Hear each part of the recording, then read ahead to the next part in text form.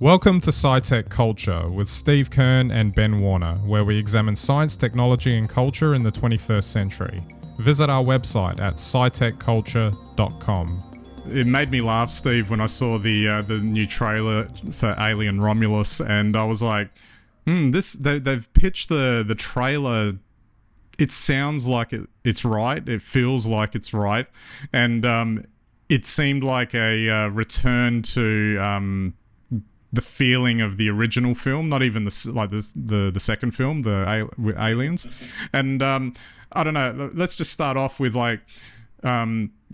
my impression is I'm 50-50 on it. I don't know if I'm going to go see it. I will watch it eventually, but I don't know. What was the impression you had when you watched the trailer? That were you excited that they'd seemingly maybe produced an alien film that was worthy of the first two, or what? What do you think? I was very young when I saw the first Alien in the cinema, so I'll definitely go and see this one in the cinema, irrespective. It's the film that turned me on, I guess, to cinema and to great storytelling. But wow, this trailer's interesting. It's got all the things that we're interested in, and yet at the same time, it carries no story at all. It just shows the face hugging. What to make of it? But if it is close to the first one, even in storyline, a group of people in space, on a spaceship, with an alien crawling around, or aliens crawling around, I think that makes it worth it. Absolutely. And just before we move on, are you an Alien or Aliens guy?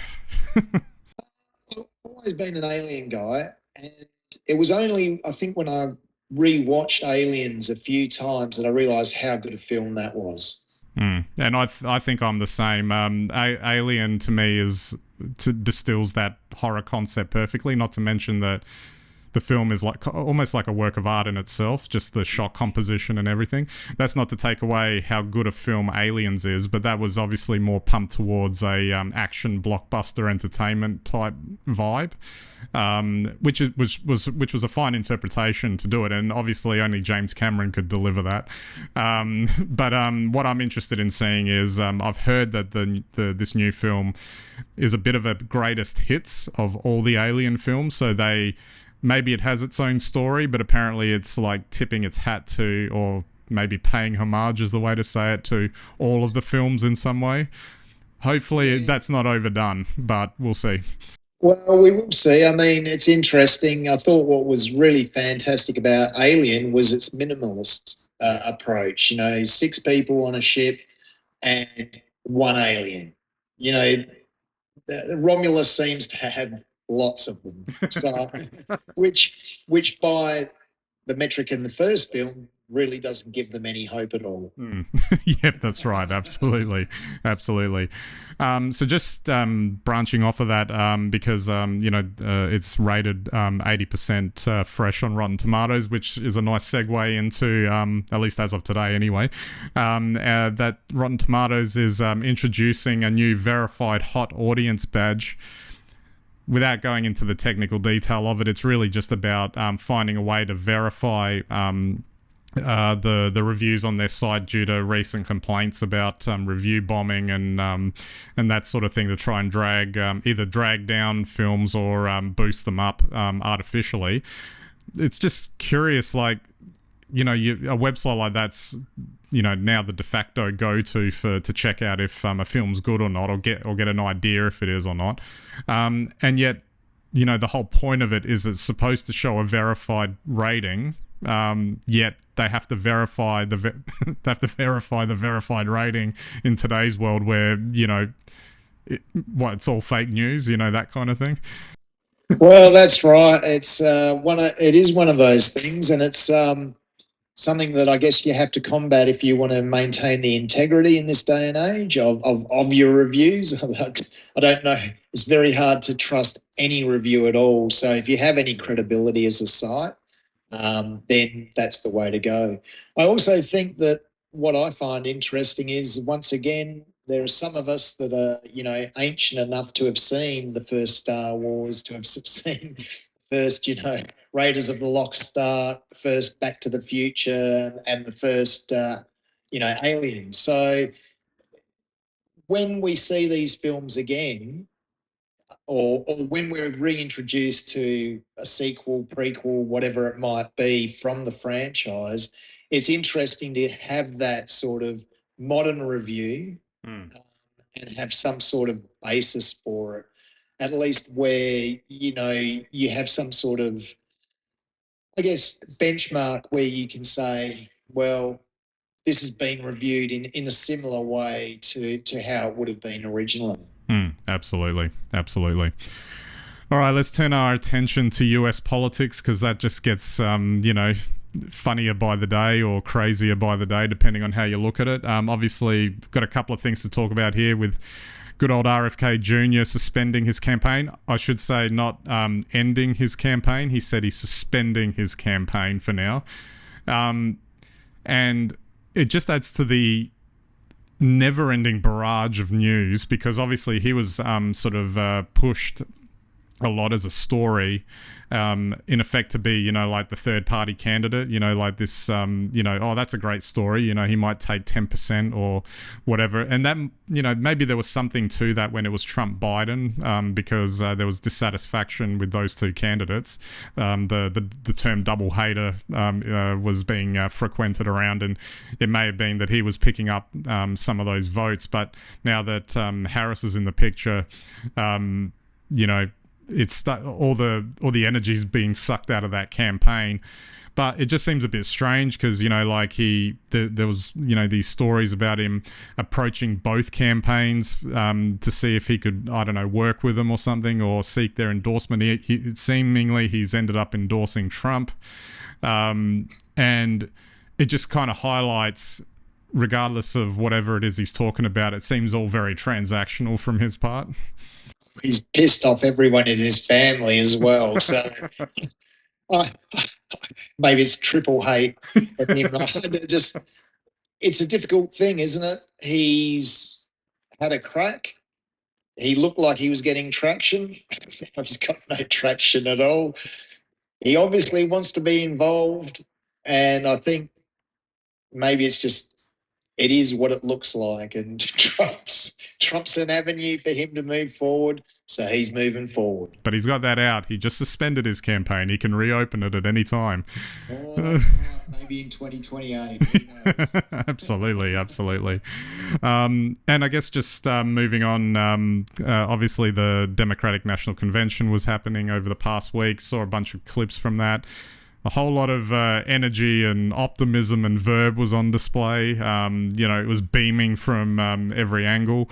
Obviously, there's an attempt here. I guess it's been sort of building since Biden pulled out of the race to.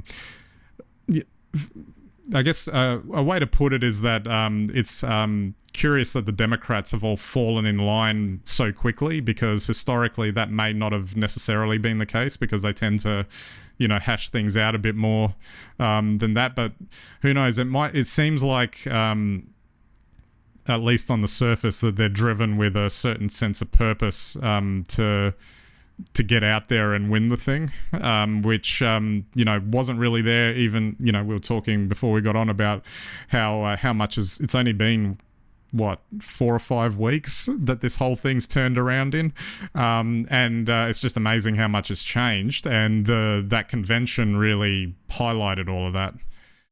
Oh, well, that convention was amazing.